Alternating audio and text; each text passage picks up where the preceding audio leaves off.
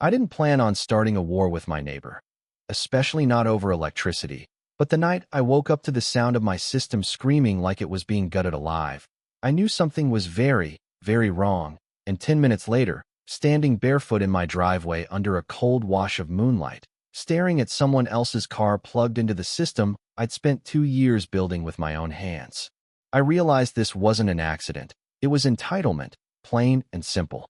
Now, before I get into what happened next, you need to understand what that system meant to me. Because this wasn't some plug-and-play solar kit from a big box store. This was my project, my obsession, my quiet rebellion against relying on anyone else for power. I'm an electrical engineer by trade. But this was personal. Every Saturday, every Sunday, for almost 2 straight years, I was out there running conduit, calibrating inverters, wiring battery banks until my fingers went numb and my back locked up. I dropped close to 30 grand on it, not all at once, but piece by piece, panels first, then storage, then control systems, each upgrade like adding another layer of independence. There's something strange that happens when you build your own power source. It stops being just electricity. It becomes control, security, peace of mind.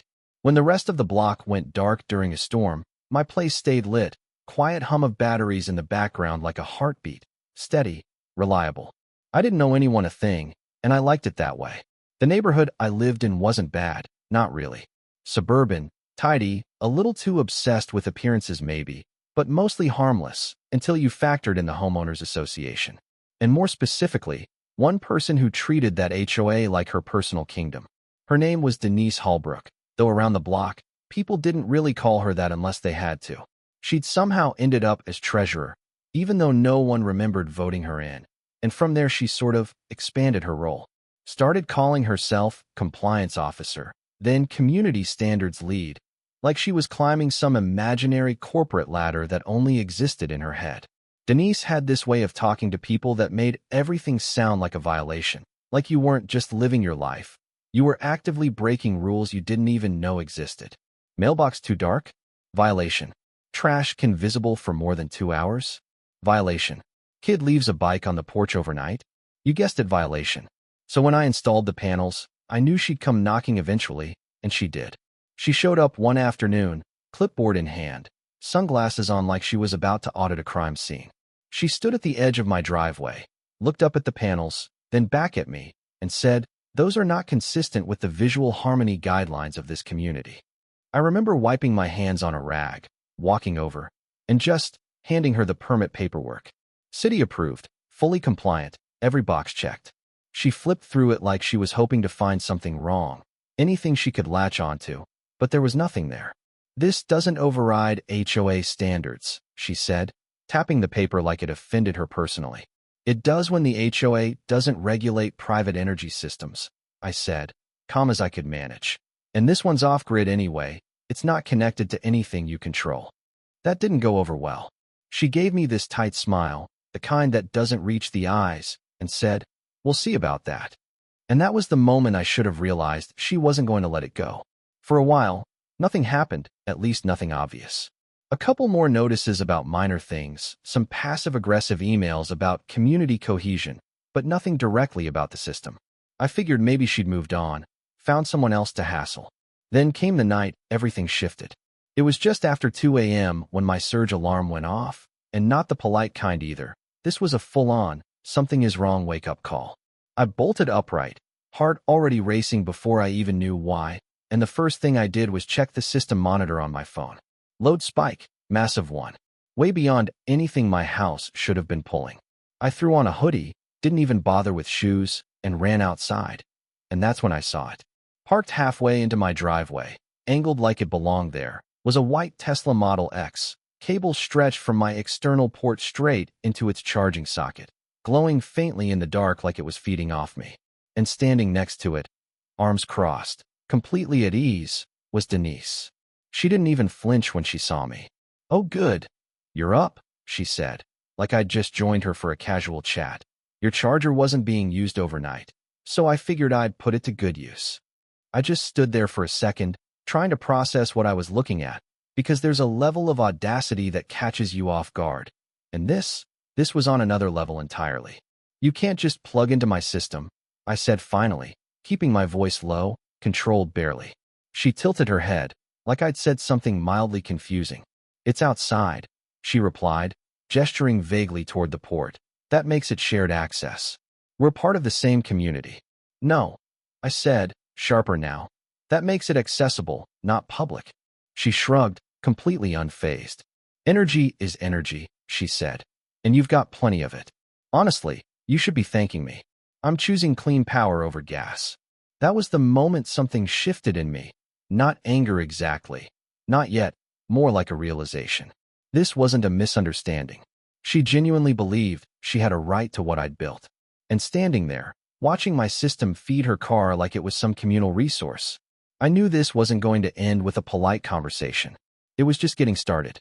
If you want me to keep going, I'll take you through what I found in the logs the next morning, and why that's when I decided to stop playing nice. The next morning, I didn't go outside right away. I sat at my desk, coffee going cold next to me, staring at the system logs like they might tell me I'd imagined the whole thing. Like maybe there was some glitch, some explanation that didn't involve my neighbor casually siphoning power in the middle of the night. But the numbers didn't lie. They never do. Over the span of just a few hours, my system had dumped enough energy to take a battery bank from near full to a level I usually only saw after a full day of heavy usage, and that wasn't even the part that got to me. It was the pattern. Night after night, same time window, same load signature, clean, consistent, intentional. She hadn't just done it once. She'd been doing it for weeks. I leaned back in my chair, ran a hand over my face, and just laughed. Not because it was funny, but because it was so absurd it almost felt like a joke someone was playing on me. Except it wasn't a joke. It was real, and it was costing me money, where on my system, and something harder to quantify, the sense that what I built was mine. I pulled up the security feed next, and there she was, multiple nights, same routine. Car rolls in slow, headlights off, like she's trying not to draw attention, steps out in slippers or a hoodie, sometimes talking on the phone, sometimes humming to herself, and every single time, she plugs in like it's the most normal thing in the world. No hesitation. No doubt. That's what stuck with me. I printed everything, logs, timestamps, still frames from the footage, organized it clean, labeled, simple. Not because I thought she'd respond to reason, but because I needed to give her the chance. One clean chance to stop. Late morning, I walked over to her house. Knocked twice. Waited. When she opened the door, she didn't look surprised to see me. If anything, she looked mildly annoyed, like I'd interrupted something more important. "Can I help you?" she asked. I held up the folder slightly. "Yeah, I think you can." She stepped outside, closed the door behind her, arms folding automatically like that was her default setting. "What is this about?" I handed her the top sheet, a simple summary. Dates, times, estimated usage. She scanned it for maybe 2 seconds before handing it back like it didn't matter. "I don't see the issue," she said. "That's your car," I replied, tapping one of the images plugged into my system. Multiple times. She sighed. Actually sighed, like this was inconvenient for her. "You weren't using it," she said. "And again, it's outside. If you didn't want people accessing it, you should have secured it better." I felt something tighten in my chest then, not explosive anger, not yet, just pressure building. "It's not public infrastructure," I said, slower now, choosing each word carefully. "It's a private off-grid system. You're taking power without permission." She gave me this look, half amused, half dismissive. "Power from the sun," she said, almost smiling. "You really expect me to pay you for sunlight?" That was the line. Not because of the money, though yeah, it wasn't nothing, but because of what it represented. The complete dismissal of effort, of ownership, of basic boundaries. "I'm not asking for full reimbursement," I said, still keeping it together somehow. "Just stop using it. And cover part of what you've already taken. That's it." She didn't even hesitate. "No." Just like that. Then she turned, opened her door, and added over her shoulder, "Maybe don't hoard resources next time," before closing it in my face. I stood there for a few seconds after the door shut, just listening to the quiet, feeling that pressure in my chest shift into something else. Something colder. Because at that point, it wasn't about misunderstanding anymore. It was about intent. And a week later, she proved that. I came home one afternoon to find an envelope taped to my mailbox, official looking, stamped with the HOA header. I already knew who it was from before I opened it. Inside was a notice, formal complaint. Language dressed up to sound legal, but when you stripped it down, it basically accused me of restricting access to shared renewable resources and operating private infrastructure in a way that excluded community benefit. I actually read that part twice. She was trying to weaponize the HOA to claim that what I built somehow belonged to everyone. There was even a line in there about her position granting her oversight rights regarding external utility-facing systems. Utility-facing. My system wasn't even connected to the grid. I remember sitting on the edge of my couch, notice in one hand, the other just hanging there. And for the first time since this started, I felt something close to anger. Not loud, not explosive, just steady and clear. Because now she wasn't just taking. She was trying to legitimize it. I could have gone the legal route, filed a police report, escalated it, turned it into a whole thing, and part of me considered it. But the more I thought about it, the more I realized something. She didn't respect rules. She twisted them. So trying to beat her with paperwork, that wasn't going to land the way it should. What she did understand was consequences. That thought sat with me for a while. Not fully formed at first, just an idea in the background while I went about my evenings, checking connections, running diagnostics, doing the normal maintenance routines I'd built into my life. And then one night, standing out by the external port, looking at the way it was mounted, the way the housing connected into the system, it clicked. Not a destructive idea, not anything dangerous, just precise, controlled. A lesson. I went back inside, pulled up my design software, and started sketching. What I needed was a decoy, something that looked identical, felt identical, but wasn't tied into my actual charging line. A separate loop, isolated, with its own safeguards, something that would only activate under a specific load condition. Over the next 3 evenings, I built it piece by piece. A secondary port mounted right beside the original, wired into a controlled circuit with a relay trigger. Nothing illegal, nothing outside safety limits, just a configuration that would create instability under improper use. Enough to trip systems, damage external hardware, but not harm a person. I tested it twice, once with a dummy load, once with a controlled device, monitored everything, made sure it behaved exactly the way I intended. Then I labeled it. Bright yellow tag, clear lettering. Private grid. Do not use. I stood there for a moment after attaching it, looking at the setup, knowing exactly what I was doing and why. Because here's the thing. If she had stopped, if she had respected the boundary even once, none of this would have happened. But she didn't. And deep down, I knew she wouldn't. So I waited. Saturday night rolled around, quiet, still, the kind of night where everything feels like it's holding its breath. Around 11:40, my console pinged, a small alert, barely a sound, but enough. External connection detected. I didn't rush outside this time.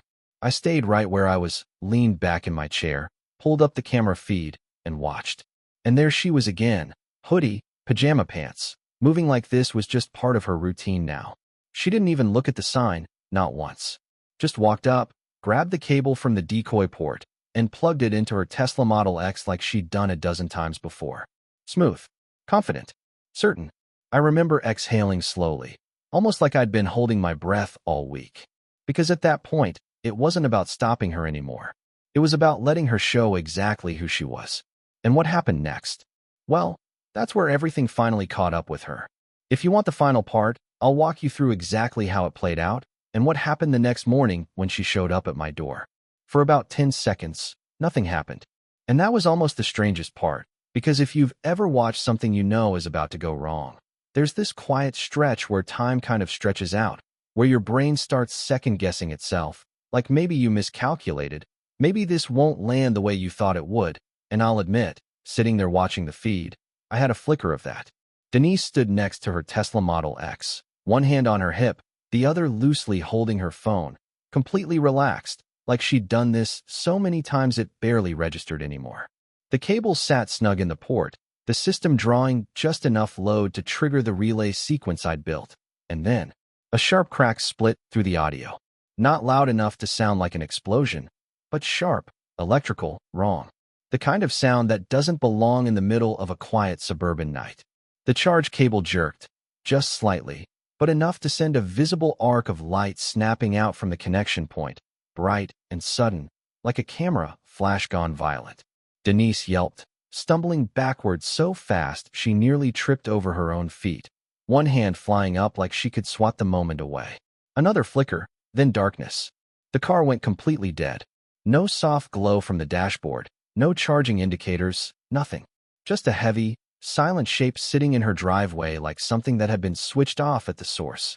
I didn't move, didn't celebrate, didn't even smile, not really. I just watched. Because what hit me in that moment wasn't satisfaction, it was something quieter. Final, like a line had been drawn, and for the first time, she'd run into something that didn't bend. On the screen, Denise stood there breathing hard, staring at the cable like it had betrayed her. Then slowly, almost cautiously, she reached toward it, thought better of it, and pulled her hand back. She looked around, left, right, like maybe someone else had seen it happen, and then, without another word, she turned and walked back inside her house, leaving the cable hanging there. I shut the monitor off after that, went to bed, and for the first time in a while, I slept without that low, nagging sense that something was being taken from me. Morning came with sunlight and noise, not the usual kind, though. This was louder, sharper, fists hitting wood.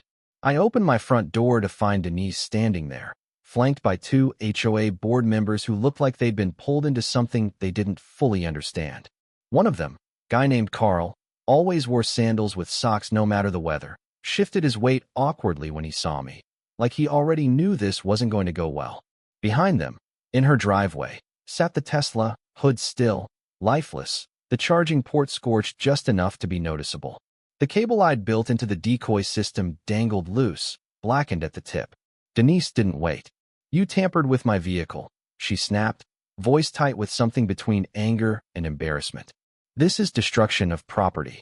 I leaned against the doorframe, arms crossed, taking a second before responding, not because I didn't have anything to say, but because I wanted to say it right. "You plugged into a system that wasn't yours," I replied, calm, even. Again, Carl cleared his throat, stepping forward slightly. "Hey, maybe we can just talk this through. There's clearly been some kind of misunderstanding." "There's no misunderstanding," Denise cut in, sharp enough to stop him mid-sentence. "He set a trap." That word hung there for a second. "Trap." I nodded slowly. "I labeled it. Clearly." She scoffed. "A sign doesn't give you the right to sabotage someone's car." "No," I said, pushing off the frame and stepping fully outside now. "But it does establish that you were warned repeatedly." I turned, walked back inside without waiting for a response, and grabbed the folder I'd expanded over the past week. Thicker now, organized, complete. When I came back out, I handed it to Carl. "Before we go any further," I said, "you might want to see what's actually been happening." He hesitated, then took it, flipping it open carefully, like it might bite him. Denise tried to grab it from him, but he angled it just enough to keep it out of reach. "What is this?" he asked, scanning the first page. "Usage logs," I said.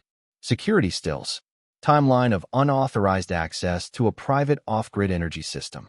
Carl's brow furrowed as he turned a page, then another. I watched his expression shift, slowly, from confusion to something more focused. "How many times is this?" he asked. "Enough," I replied. Denise crossed her arms tighter. "It's not theft," she said quickly. "It's shared resource access.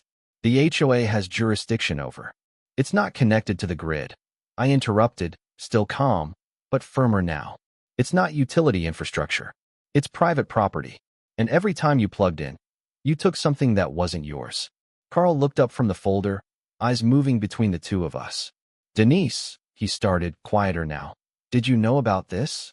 She didn't answer right away, and that silence said more than anything else. I took a step forward, not aggressive, just present, grounded. "Look," I said, tone steady. "I gave you a chance to stop. I came to your door, showed you the data, asked for a reasonable fix. You refused. Then you filed a complaint trying to claim access rights to something you don't own." Denise's jaw tightened. "Because you're isolating resources from the community." "No," I said, shaking my head once. "I'm protecting what I built." Another pause. Carl closed the folder slowly, exhaling through his nose like he was trying to process everything at once. "I think," he said carefully, "we need to take a step back here." Denise turned to him, incredulous. "Are you serious?" "He damaged my car." Carl glanced at the blackened cable, then back at the folder in his hands. And you've been using his system without permission, he replied, not unkindly, just stating it. That's when her composure cracked, just a little. You're taking his side? She said, voice rising. I'm looking at evidence, Carl answered. The other board member, a woman I barely knew, finally spoke up. Denise, this doesn't look good. For a second, it felt like everything balanced on that moment, like the entire situation could tip one way or the other depending on what she said next. But instead of backing down, she doubled down. I have rights as a board officer, she said, louder now, more force behind it. And this isn't over. She turned, sharp and abrupt, and walked back toward her house, leaving the rest of us standing there in the quiet aftermath of something that had clearly gone further than anyone expected.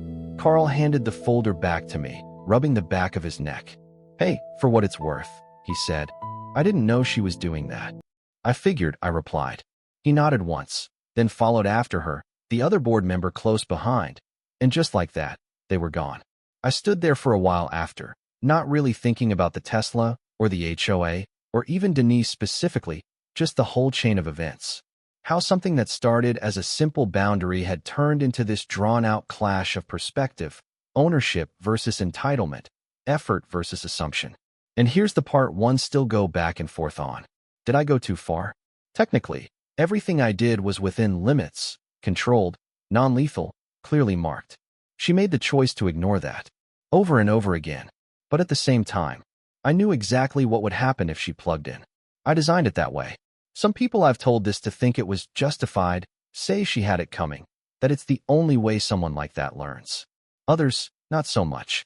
They think I should have taken the high road, filed a report, let the system handle it. Maybe they're right. Maybe there was a cleaner way to deal with it. But I'll tell you this, she never plugged into my system again. And the HOA? They dropped the complaint within a week. No explanation, just gone. So I'm curious what you think. Was it self-defense, protecting what's yours when someone refuses to respect it? Or did I cross a line, turning a boundary into a trap just to prove a point? Let me know where you land on that. Because honestly, even now, I'm still not completely sure.